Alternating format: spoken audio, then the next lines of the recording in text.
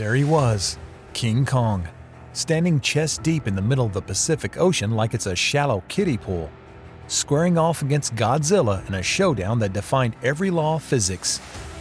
Remember when Kong used to move like an actual gorilla? Not some overgrown human action hero. How the hell did we go from Peter Jackson's emotional, gripping epic to Kong to just becoming just another CGI punching bag? What and where did it all go wrong? Let's find out. But before we swing into the detailed video further, please take a second to click on the subscribe button. This helps us produce more videos for you and keeps your social feed full of related videos. One small click for you, but a huge deal for us. Thanks! Peter Jackson's 2005 King Kong isn't just another monster movie. It's an emotional, epic journey that respects its roots while delivering a visual stunning experience. What made Jackson's King Kong a masterpiece is how it stays true to the original 1933 film while giving it a fresh, modern spin. Unlike today's versions of Kong, which seem to focus more on flashy action scenes, Jackson's film delves into the tragic heart of the story, a misunderstood creature dragged into a world that has no place for him. The emotional depth in this film is undeniable, and much of that comes from how Kong's character is handled. He's not just a giant ape terrorizing New York. He's a sympathetic character, full of complexity and emotion. His tragic arc from being a king on Skull Island to a captive in New York pulled at fans' heartstrings. Jackson doesn't just show Kong as a brute force of nature. He's portrayed as a creature capable of love, fear, and even tenderness, especially in his bond with Ann Darrow, played brilliantly by Naomi Watts. Speaking of Ann, Naomi Watts brings a whole new level of depth to her character. She's not just a damsel in distress screaming her lungs out. Instead, she portrays Ann as a struggling actress in the midst of the Great Depression. Tough yet kind, determined yet vulnerable. Her relationship with Kong is key here. There's a mutual understanding between them, especially in the quiet moments where she recognizes his gentle side. Unlike in the 1933 version, where Ann is mostly terrified of Kong, this one sees her develop a deep bond with him. It's tender, emotional, and adds a level of tragedy to the story that simply didn't exist before.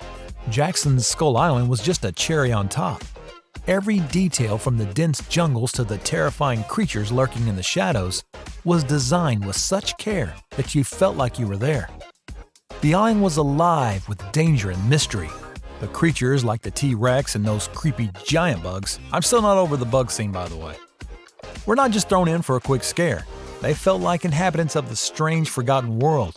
The whole island had this wild, untamed feeling that made you believe it was a place where Kong could rule. Considering this movie came out in 2005, the CGI still holds up. Jackson's team didn't just make Kong look good, they made him feel real. You could see every wrinkle on his face, every muscle twitch, and every emotion in his eyes. It wasn't just about making a giant ape. It was about making a creature we could relate to. And let's be honest, those visual effects made Skull Island leap off the screen. When you watched that movie, it wasn't just an action film. It was like being dropped into a fully realized world, one that was both beautiful and terrifying at the same time.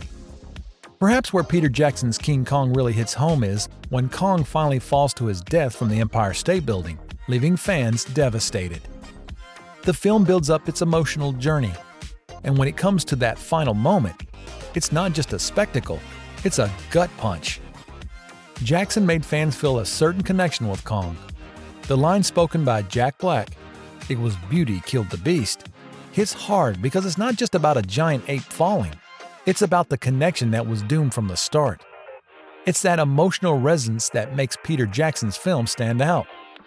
And then there's the genius Andy Serkis. His motion capture performance as Kong brought a whole new layer of realism and emotion to the character. Every movement, every growl, every heartbreaking glance was Serkis breathing life into Kong. The CGI in 2005 was revolutionary, and it still holds up today because it wasn't just about making Kong look cool. It was about making him feel real, like a living, breathing creature with a soul. So while Peter Jackson's King Kong captured hearts with its emotional depth and stunning visuals, modern adaptations of the film seem to have lost that magic. It's hard to watch the latest King Kong and not feel like something's gone horribly wrong. Remember when Kong was this awe-inspiring tragic figure? Well, now he's more like a generic action hero, and that's not a compliment. If you've seen Godzilla vs. Kong, you know exactly what I'm talking about. Kong's throwing punches like he's auditioning for a UFC match, and at times, he even walks upright almost like a human. Compare that to Peter Jackson's King Kong in 2005, where Kong moved like an actual gorilla. He was wild, powerful, and unpredictable. That version had realism and soul. The latest version just has muscles. In Godzilla vs. Kong, Kong doesn't even feel like the main character anymore. He's just a piece in the bigger MonsterVerse puzzle. They're to smash things and fill screen time. Honestly, it reminds me of how the Hulk got treated in the Marvel movies. Remember when Hulk used to be this deep, complicated character battling inner demons? Now he's the smart Hulk, a guy who cracks a few jokes and throws a punch or two. Well, the same thing has happened to Kong.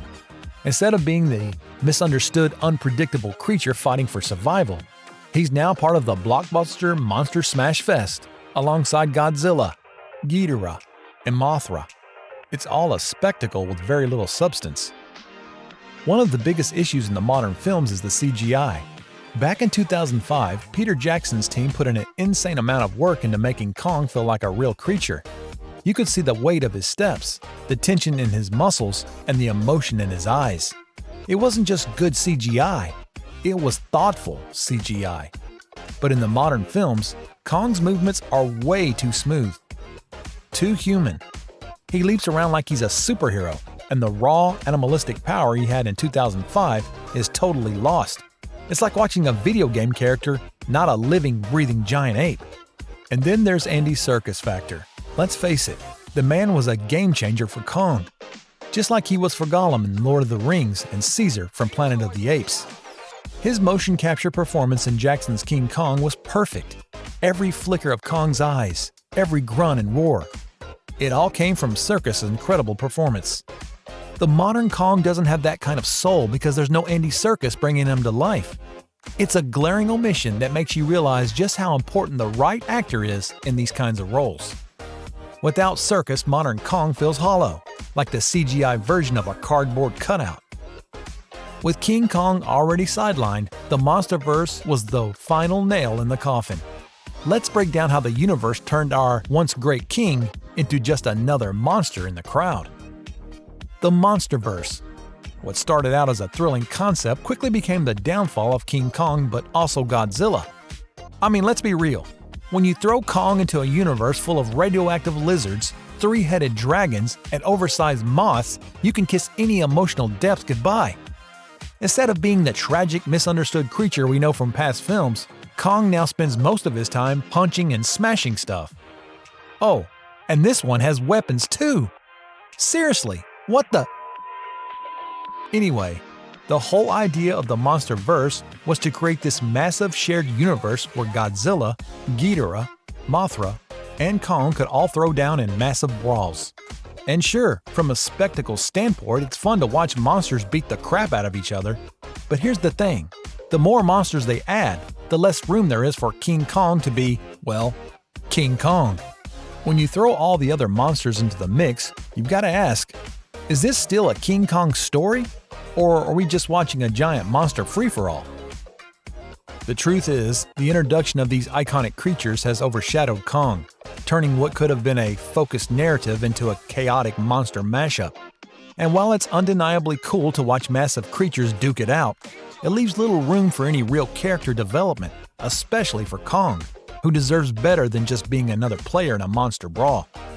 Take Godzilla for instance. The second that giant lizard steps onto the screen, Kong gets pushed to the sidelines. Godzilla is such an overwhelming force both in size and presence that it's hard to focus on anything else when he's in the frame. Kong, who used to be the center of attention in his own films, now feels like a supporting character in his own story. And it's not just Godzilla. With characters like Mothra and Ghidorah being thrown into the mix, it's hard for the narrative to stay grounded. These monsters are iconic in their own right, and when they're all fighting for screen time, there's barely any room left for Kong to shine. The worst part, the MonsterVerse has completely disconnected Kong from his roots. In Peter Jackson's film, the story was intimate, character-driven and centered around Kong's relationship with Anne. It was a focused narrative that didn't need a parade of other monsters to distract us. Now, Kong is a player in this sprawling, disconnected world where the stakes are so high that the emotional core is lost. He's just a big beast with fists. And in Peter Jackson's King Kong, sure, we had dinosaurs and giant bugs, but everything still felt grounded in some kind of reality. You could believe in the world that was created. But in the MonsterVerse, they throw physics out the window just to give us flashy fight scenes. And while that might work for some, it's a huge letdown for those who love Jackson's Kong. So where did it all go wrong for King Kong? How did we go from tragic, misunderstood creature to a glorified action figure in a monster brawl? The answer is simple. Modern films lost sight of what made King Kong special in the first place. Instead of giving us a story that digs into Kong's emotions and his place in the world, we've been handed over reliance on flashy CGI and endless monster fights. It's like they forgot that Kong isn't just a giant ape.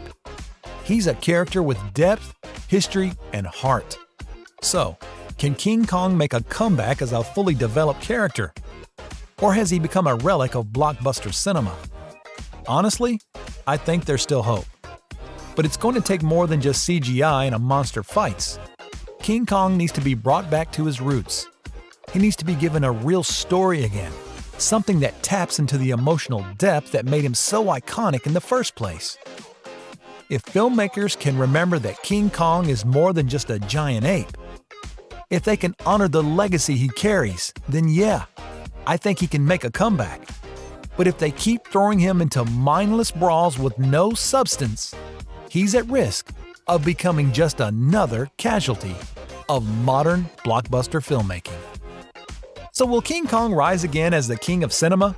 Or has Hollywood turned him into just another CGI sideshow? Smash that like button if you're rooting for the comeback of the big guy. Please don't forget to subscribe to the channel, share your thoughts in the comments below, and remember, this video is made by movie fans for movie fans.